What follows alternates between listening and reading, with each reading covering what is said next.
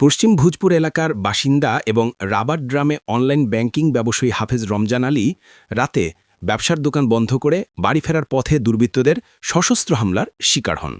হঠাৎ করে সন্ত্রাসী একটি দল তাকে লক্ষ্য করে গুলি চালায় এবং ব্যবসায়িক টাকা পয়সা লুট করে ঘটনাস্থলে রক্তাক্ত অবস্থায় ফেলে রেখে পালিয়ে যায়। পথচারীরা রাস্তায় রমজান আলীকে গুরুতর আহত অবস্থায় পড়ে থাকতে দেখে দ্রুত তাকে ভোজপুর জেনারেল হাসপাতালে নিয়ে যায়।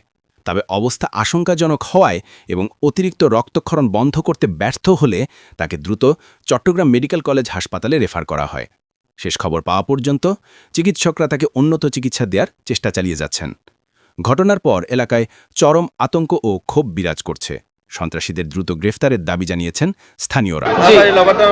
জি, ওর বাইকি এই ঘটনাস্থলত পড়িয়াছিল অনেক কিরকম মানে তেও রাস্তা পড়িয়াছিল। জি, তারা মানে দেখি আর মানে প্রথম দেখি ছোট ছোট বাচ্চা হলে জি, তাই আর মানে বাড়ির মহিলারা বাইরে মানে সিলেবেলা করছে। আমি তো দেখছি মানে দ্রুতভাবে রানিং করে চলে আসছে এই পশ্চিম দিকে, মানে বাজার দিকে।